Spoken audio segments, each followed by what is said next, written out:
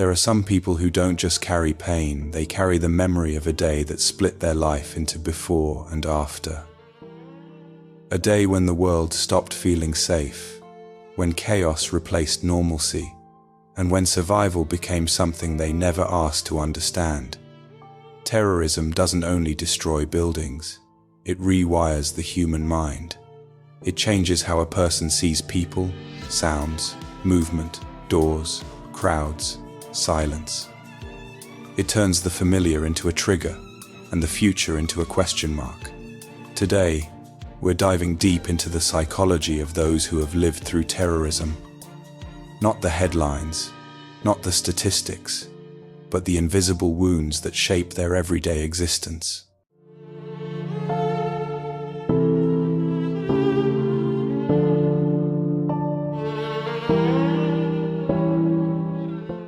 Terrorism doesn't just break buildings. It breaks the sense of safety that the human mind is built on. When someone lives through an attack, witnesses one, or grows up in an environment shaped by it, their brain learns that danger is not a possibility, it is an expectation. The world stops feeling like a place you live in, and starts feeling like a place you must survive. Every sound becomes a warning. Every crowd becomes a threat, and every quiet moment feels temporary, like peace is something that can be stolen at any second. People who experience terrorism often grow up believing that hypervigilance is normal, not because they want to be anxious, but because their nervous system has been trained to stay alert long after the danger is gone. This type of trauma rewires how a person views trust, relationships, stability, and even their own identity. They don't just carry memories, they carry a worldview shaped by unpredictability, violence, and loss. And without healing, that worldview follows them into adulthood, shaping how they love, how they fear, and how they navigate the world.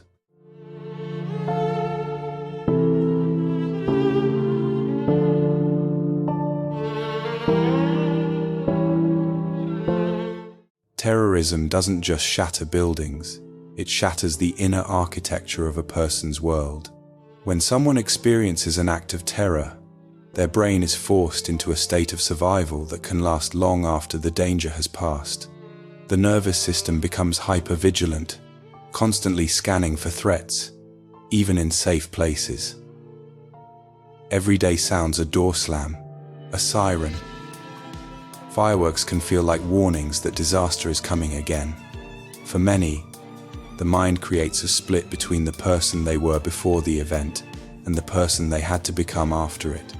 This is why people who survive terrorism often feel emotionally older, quieter, and more withdrawn. Their brain starts expecting loss. It expects danger. It expects the worst. And even when life becomes normal again, they still carry the imprint of what happened like a shadow following them into every room. The psychology of terrorist trauma is unique because it combines fear, helplessness, and powerlessness in an extreme, concentrated form. The brain is overwhelmed by stimuli it cannot process, leaving memories fragmented, sharp, or distorted. Some survivors experience dissociation, where they feel detached from their own lives, as if they are observing instead of living. This is the mind trying to protect itself from unbearable overload. Relationships change too. People who've lived through terror often struggle to trust others, or feel safe in crowds, public spaces, or unfamiliar environments. They may become quiet, guarded, or emotionally distant, not because they don't care, but because their mind is still negotiating safety after it was once violently taken away. And at the same time, many develop a deep sense of empathy for suffering, an awareness of how fragile life can be, and a desire to shield others from harm. This is the hidden psychology of people who experience terrorism, a mind that survived the unimaginable, but now has to learn how to live again.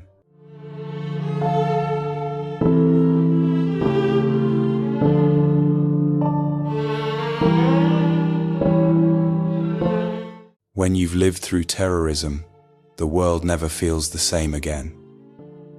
Your nervous system learns to anticipate danger even in places where nothing is wrong. You become hyper-aware, scanning faces, sounds, and movements, because your body refuses to forget what it survived. You don't trust safety anymore, not because you're broken, but because safety once betrayed you without warning. You start pulling away from people who don't understand the constant tension you carry in your chest. And sometimes, the hardest part isn't the memory of what happened. It's the loneliness of carrying fear that no one else can see. You're not weak for being changed. You're human for surviving something that tried to erase your humanity.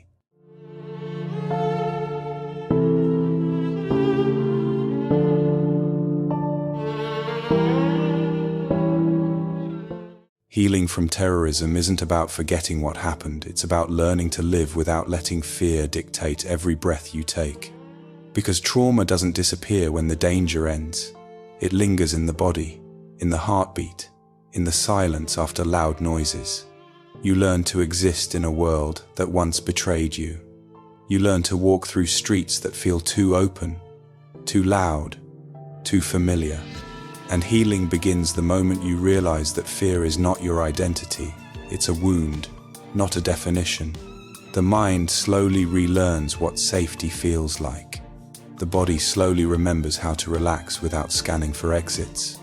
You begin to give yourself patience, because survival rewires you, and unlearning survival takes time. Healing doesn't mean pretending you're fine. It means allowing yourself to feel without drowning, to remember without breaking, to hope without apologizing. You learn to trust small moments again, a quiet morning, a calm sky, a breath that doesn't tremble. And in those moments, you discover that trauma may shape you, but it does not have to own you.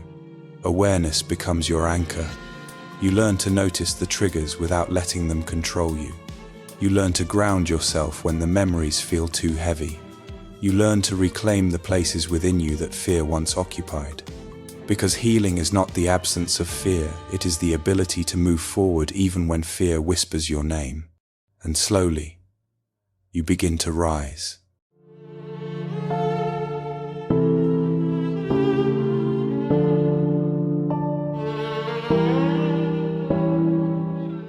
Terrorism doesn't end when the smoke clears. It doesn't end when the world moves on, or when the headlines fade.